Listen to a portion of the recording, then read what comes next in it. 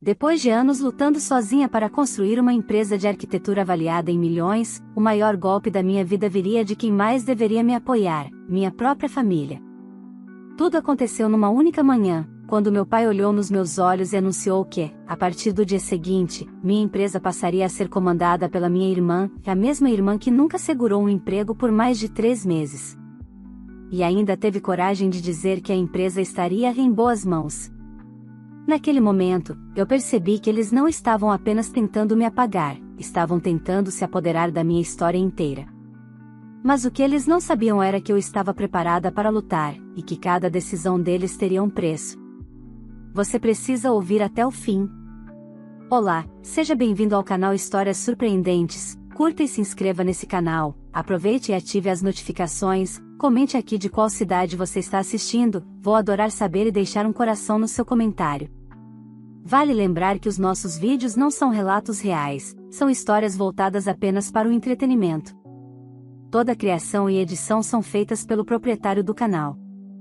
Meu nome é Marina Duarte, tenho 34 anos e, se alguém me dissesse no passado que meus próprios pais tentariam me arrancar tudo o que construí, eu teria rido. Não por não acreditar na maldade alheia, mas porque jamais imaginei que o golpe viria de dentro de casa, de quem mais deveria me proteger. Sou arquiteta e fundadora da Duarte Linhares, uma empresa que comecei com um notebook usado, uma mesa emprestada e sonhos que ultrapassavam o tamanho do apartamento minúsculo onde eu morava. 12 anos depois, a empresa passou a valer mais de 3 milhões de reais, com projetos espalhados por São Paulo, Goiânia, Belo Horizonte e até algumas parcerias internacionais. Tudo isso criado por mim, sem atalhos, sem favores, apenas trabalho duro e noites intermináveis. Meus pais, no entanto, sempre viram a minha irmã, Larissa, como a estrela da família. Mimada desde pequena, criada em berço de algodão, ela cresceu acreditando que o mundo girava ao seu redor. Enquanto eu dividia livros da faculdade com colegas, ela ganhava celulares novos, viagens, roupas de marca e até mesmo um carro quando passou no vestibular de design, um curso que abandonou 6 meses depois porque não era bem o que imaginava. Mas nada disso importava. Bastava ela fazer um bico de tristeza que meus pais largavam tudo para acudir. Bem, para mim sempre sobrou a velha frase: você é forte, Marina. Você dá conta de tudo. E por muito tempo, dei mesmo. Só que força não é sinônimo de indiferença. Eu apenas aprendi a não esperar deles o que nunca vieram a oferecer. Quando a Duarte Linhares começou a crescer, meus pais demonstraram um orgulho morno, quase burocrático, como se aquilo fosse apenas mais uma obrigação na minha lista de deveres. Eu sabia que a preferência por Larissa não terminaria tão cedo, mas também nunca acreditei que chegariam ao ponto de tentar me apagar da minha própria história. Tudo mudou numa manhã de quarta-feira, quando recebi uma mensagem do meu pai pedindo que eu passasse na casa deles para conversarmos sobre o futuro da família. A frase soou estranha. Ele nunca falava desse jeito. Mas fui. E lá, sentados na mesa de jantar que sempre pareceu mais fria para mim do que para eles, meus pais estavam lado a lado, com sorrisos tensos e uma pasta azul sobre a mesa. Não demorou para que meu pai respirasse fundo, ajeitasse os óculos e soltasse a bomba que mudaria tudo. A partir de amanhã, a empresa será da sua irmã. Ela vai assumir como CEO. Foi como sentir o chão abrir sob meus pés. Antes que eu pudesse reagir, Larissa cruzou as pernas, sorriu daquele jeito cheio de superioridade que sempre odiou esconder e completou: Mana, eu tenho perfil de empresária. A Duarte Linhares estará em boas mãos. A audácia dela me atingiu como um tapa. Minha própria irmã, que nunca segurou um emprego por mais de 4 meses, dizendo que tinha perfil para comandar a empresa que eu construí tijolo por tijolo. Foi ali, naquele instante, que algo dentro de mim se partiu. A confiança, o vínculo, o pouco de esperança que eu ainda guardava, tudo ficou cinza. E a certeza nasceu gritante: aquilo jamais aconteceria. Eles não imaginavam, mas naquele momento acenderam algo em mim que não poderia mais ser apagado. A partir dali, cada escolha que fizeram começou a cobrar seu preço, um preço alto, doloroso e inevitável. E foi assim que minha história deixou de ser sobre conquistar um lugar no mundo, e passou a ser sobre proteger aquilo que era meu. E sobreviver ao ataque daqueles que jamais deveriam ter sido meus inimigos. Quando meu pai pronunciou aquelas palavras, senti como se tivesse levado um golpe invisível no estômago. Não respondi imediatamente. Apenas observei os três, meu pai com o queixo rígido, minha mãe evitando meu olhar e Larissa brincando com a própria unha, como se aquilo fosse apenas mais uma tarde comum. Era quase cômico, se não fosse trágico. Eu sempre soube que meus pais se deixavam levar pelos dramas da minha irmã, mas nunca imaginei que chegariam ao cúmulo de tentar me arrancar a empresa que construí sozinha. A mesa de jantar parecia menor, sufocante, como se o ar ali dentro tivesse sido substituído por fumaça. Eu inspirei profundamente, tentando manter a calma. Não seria naquele momento que eu perderia o controle. Vocês só podem estar brincando, eu disse, finalmente. Mas minha voz saiu firme, surpreendentemente firme até para mim mesma. Meu pai franziu a testa, como se eu estivesse sendo ingrata por não aceitar o absurdo que ele estava me impondo. Marina, sua irmã tem mais estabilidade emocional. Ela sabe se comunicar com pessoas. Tem postura de liderança. Você sempre foi muito técnica, muito, focada demais. Focada demais, repeti, quase rindo. Fui focada o suficiente para levar a Duarte Linhares de um escritório improvisado num quarto alugado a projetos milionários. Minha mãe abriu a boca, hesitou, depois murmurou, filha, tente entender. Larissa precisa de segurança. Você já está bem. Ah, claro. A mesma justificativa de sempre. Larissa precisa. Eu existia para sobreviver, ela, para ser cuidada. Antes que eu pudesse responder, Larissa inclinou-se para a frente, apoiando os cotovelos na mesa. Mana, não precisa ficar assim. Eu sei que você fez muita coisa, mas agora é hora de alguém com visão estratégica assumir. A empresa vai crescer ainda mais comigo. A audácia dela era quase admirável, do ponto de vista antropológico. Ela nunca administrou nem o próprio calendário. Mudava de emprego como quem muda de esmalte. Mas ali estava, dizendo que tinha visão estratégica. Eu podia ter gritado. Podia ter chorado. Podia ter virado a mesa e saído. Mas não. A tranquilidade que tomou conta de mim foi quase assustadora. Como se meu corpo soubesse antes da minha mente o que fazer. Não, eu disse simplesmente. Os três me olharam como se eu tivesse acabado de falar outra língua. Não, meu pai repetiu. Isso que vocês estão propondo não vai acontecer. Não existe cenário em que Larissa se torna CEO da minha empresa. Não é negociável. Larissa bufou. Então você vai fazer o quê? Processar nossos próprios pais? Qual é a sua, Marina? Você sempre dá esses ataques dramáticos. Engraçado, se alguém ali estava dramatizando, definitivamente não era eu. Eu vou proteger o que construí, respondi. E também vou deixar que vocês lidem com as consequências das próprias escolhas. Minha mãe arregalou os olhos. Consequências? Filha, não fale assim, mas eu já estava me levantando. Cada movimento parecia calculado, preciso. Peguei minha bolsa, ajeitei a alça no ombro e encarei os três. Vocês passaram a vida inteira apostando na pessoa errada. E agora acham que posso ser empurrada para o lado como se fosse descartável. Mas não sou. E vocês estão prestes a aprender isso. Saí da casa sem olhar para trás. O vento quente da tarde bateu no meu rosto assim que atravessei o portão, mas não senti alívio. Senti foco. Direção. Eu sabia que não podia simplesmente esperar para ver onde aquilo daria. Pais como os meus, e irmãs como Larissa, não desistiam facilmente. No carro, sentei atrás do volante, respirei fundo e deixei a raiva se transformar em estratégia. A Duarte Linhares era registrada em meu nome. As contas, os contratos, os projetos em andamento, tudo passava por mim. Mas eu sabia que eles tentariam encontrar brechas, manipular pessoas, usar o emocional como arma. Eles haviam subestimado a pessoa errada, de novo. Enquanto dirigia de volta para meu apartamento, minha mente trabalhava a mil. Eu precisaria fortalecer contratos, alertar clientes, blindar legalmente cada documento. Talvez até preparar um plano B, caso eles tentassem me derrubar de outra forma. Uma coisa era certa, a guerra que eles declararam não seria vencida com gritos. Seria vencida com inteligência. E eu tinha muita. Nos dias que se seguiram, meu telefone virou uma arma apontada para mim. Mensagens, ligações, áudios longos, todos de meus pais e de Larissa, tentando me convencer a aceitar o absurdo que haviam decidido. Primeiro vieram os pedidos mansos, cheios de palavras bonitas sobre família, união e compromisso. Quando perceberam que eu não cederia, trocaram a ternura falsa por pressão, culpa e manipulação emocional. Era previsível. Eu apenas assistia tudo com uma frieza que até me surpreendia. Enquanto eles se desgastavam tentando me alcançar, eu trabalhava. Passei horas revisando contratos, notificando parceiros, conversando com advogados e reforçando juridicamente cada pilar da Duarte Linhares.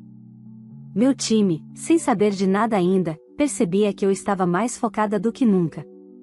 Era verdade. Se antes eu construía para crescer, agora construía para blindar. No terceiro dia após o confronto, um cliente antigo e respeitado, a construtora Mendonça e Ramos, me ligou pedindo uma reunião presencial. O tom do diretor, Júlio, estava estranho, tenso. Marquei para a tarde seguinte e, quando cheguei à sala de reuniões, entendi rapidamente o motivo. Sentada ao lado dele estava Larissa. Ela sorriu, falsa como um anúncio de TV, Mana. Que coincidência encontrar você aqui. Coincidência? Ela não conseguia sustentar nem essa mentira básica. Júlio pigarreou. Então, Marina, sua irmã nos procurou ontem dizendo que haveria uma mudança na liderança da Duarte Linhares e queria apresentar propostas de reestruturação. Eu fechei os olhos por meio segundo. É claro. Mal tinham terminado de tentar me derrubar e já estavam circulando por aí como se o golpe tivesse sido bem-sucedido. Larissa provavelmente nem entendia metade do vocabulário técnico usado nos projetos que estávamos tocando para aquela construtora, mas isso nunca a impediu de se meter onde não devia. Sentei-me na cadeira oposta e, com a calma que aprendi a cultivar, respondi: houve uma confusão. A empresa continua sob minha direção. Nenhuma mudança foi aprovada ou sequer considerada. Larissa soltou uma risadinha irritante.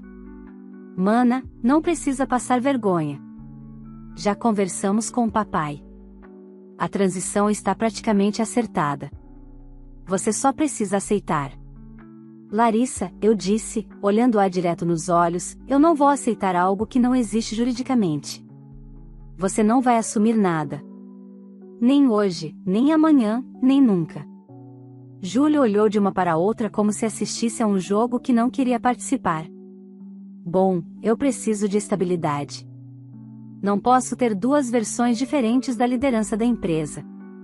E só existe uma, respondi, entregando o documento atualizado com minha assinatura e o parecer jurídico que reforçava minha posição como única proprietária e CEO. Se ainda assim houver dúvidas, podemos remarcar quando todos estiverem alinhados. Larissa apertou os lábios. Estava vermelha. Humilhada. Ótimo. Mas aquilo não era sobre ego. Era sobre limites. No estacionamento, ela veio atrás de mim. Você está destruindo nossa família, disse, caminhando rápido. Não, respondi sem me virar. Vocês é que tentaram destruir meu trabalho. Ela segurou meu braço, e eu parei. Papai disse que se você continuar dificultando, ele vai procurar meios legais para te obrigar a transferir a empresa. Ótimo, respondi, soltando meu braço devagar. Mal posso esperar para ver ele tentando fazer isso com documentos que não existem. Larissa ficou imóvel por alguns segundos. Eu podia ver que, pela primeira vez, ela estava começando a entender que não tinha o poder que imaginava. Que os privilégios que sempre teve não se aplicavam ao meu mundo, um mundo que construí sem ajuda e sem pedir permissão. À noite, meu pai me ligou. Dessa vez, não atendi. No dia seguinte, meus pais apareceram na sede da empresa sem avisar. Minha equipe ficou atônita quando os viu esperando na recepção, como se fossem autoridades convocadas para uma inspeção urgente. Pedi que subissem para minha sala, e quando a porta se fechou, meu pai começou a falar antes mesmo de sentar. Você está se comportando como uma criança mimada, Marina. Essa resistência está prejudicando todo mundo. A ironia quase me fez rir. Engraçado você dizer isso, pai. Porque a criança mimada da família nunca fui eu. Minha mãe suspirou, como se estivesse cansada de lidar com meus caprichos. Filha, estamos pensando no bem maior. Larissa precisa de estabilidade financeira. Você é independente, forte, capaz. A velha desculpa. O mantra deles. Eu me levantei, caminhei até a porta e a abri. A reunião terminou. E da próxima vez que quiserem discutir negócios, tragam um advogado. Estou cansada de ser tratada como a filha descartável. Meu pai estreitou os olhos. Você está cavando sua própria ruína. E vocês já cavaram a de vocês, respondi. Eles saíram, indignados. Mas não estavam acostumados a ouvir não. Muito menos a lidar com consequências. E foi exatamente aí que o primeiro sinal do que estava por vir apareceu, uma notificação no meu celular informando que um dos maiores fornecedores havia recusado a nova solicitação de crédito feita, adivinhe por quem? Em nome da Duarte Linhares.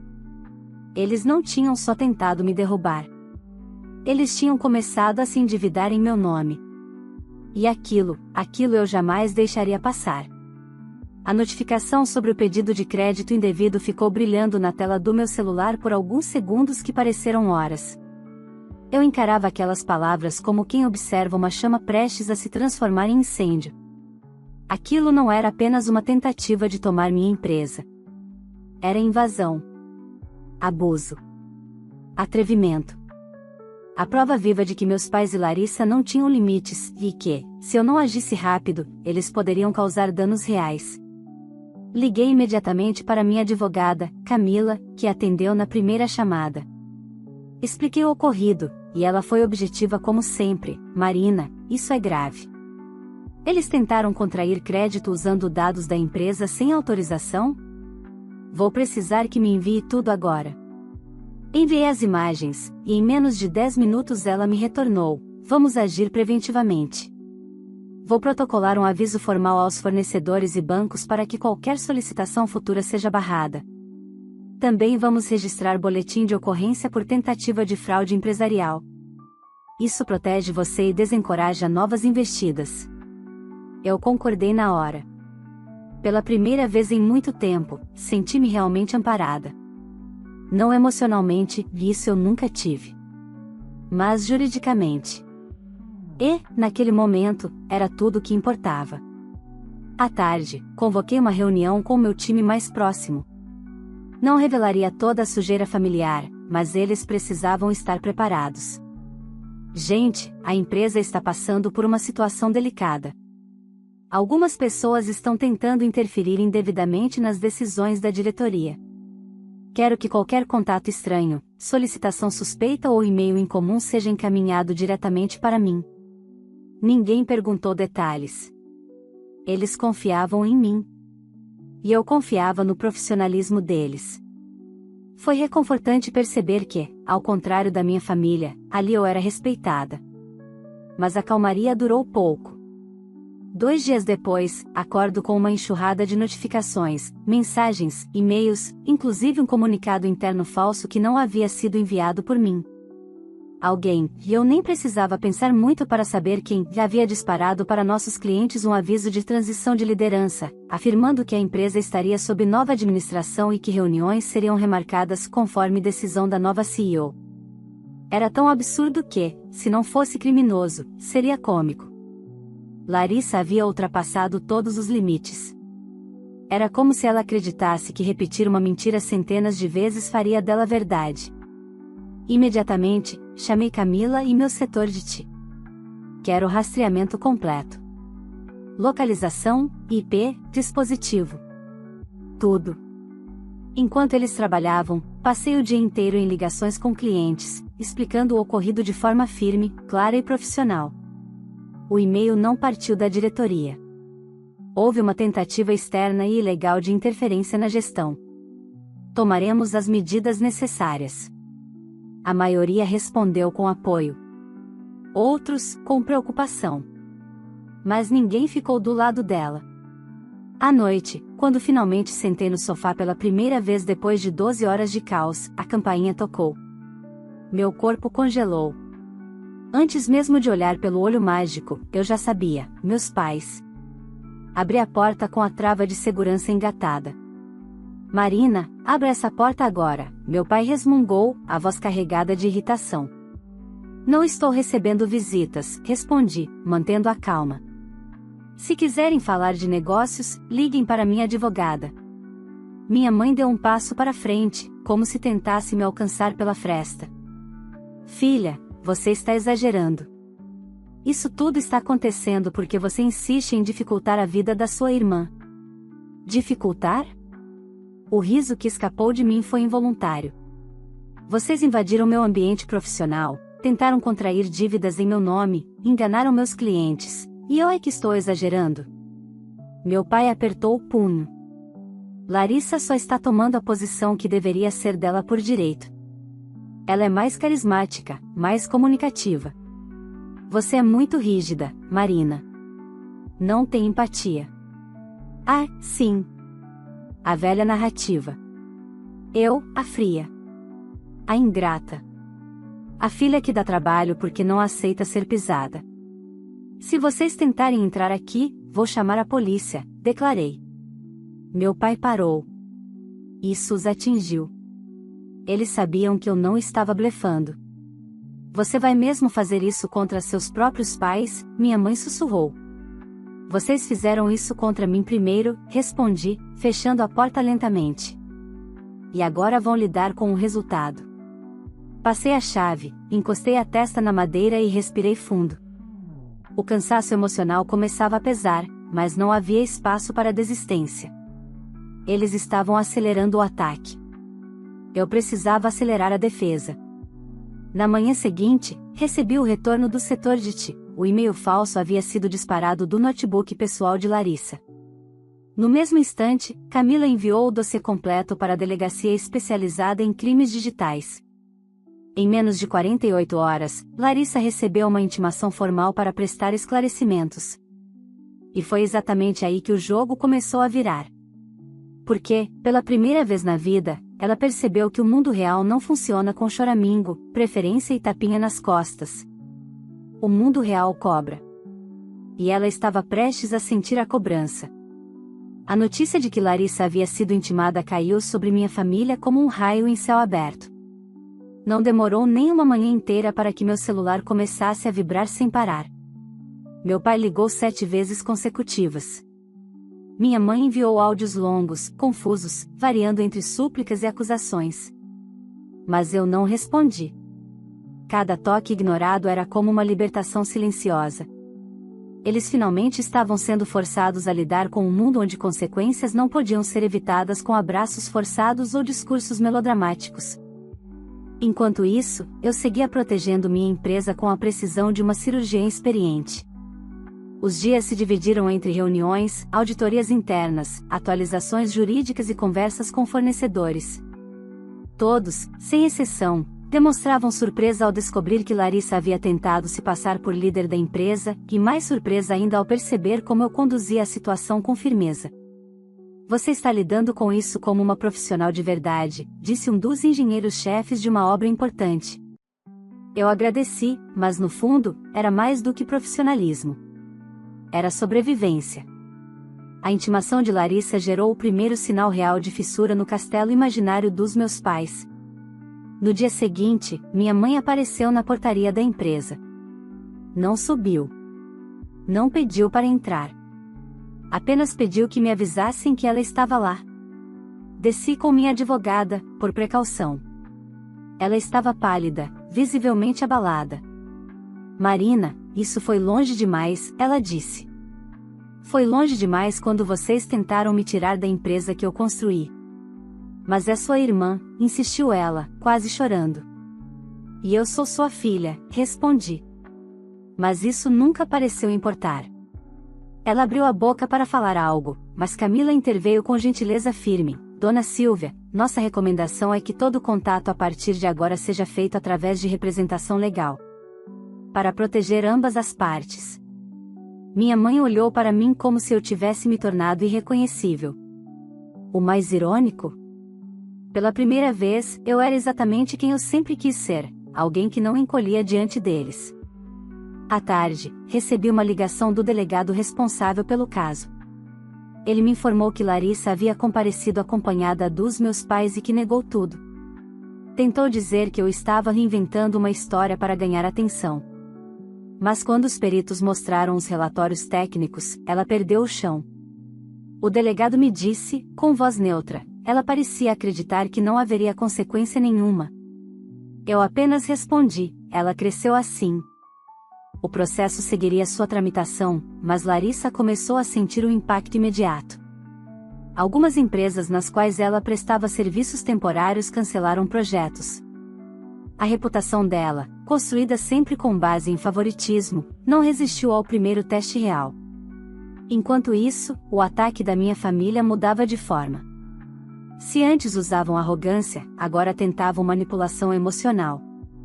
Mensagens como "somos família, precisamos resolver isso juntos, sua irmã está sofrendo muito, você está mesmo feliz com isso?" começaram a aparecer no meu celular.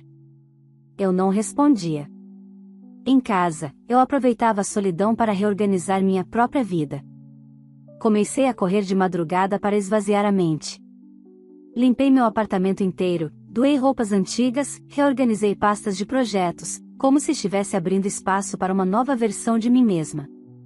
Estranhamente, eu sentia paz. A tempestade estava lá fora, mas dentro de mim havia uma clareza cristalina. E foi justamente quando comecei a respirar que o segundo grande golpe dos meus pais veio. Numa sexta-feira, minha gerente financeira me chamou urgentemente à sala dela. "Marina, você precisa ver isso." Em suas mãos havia uma pasta enviada pelo banco.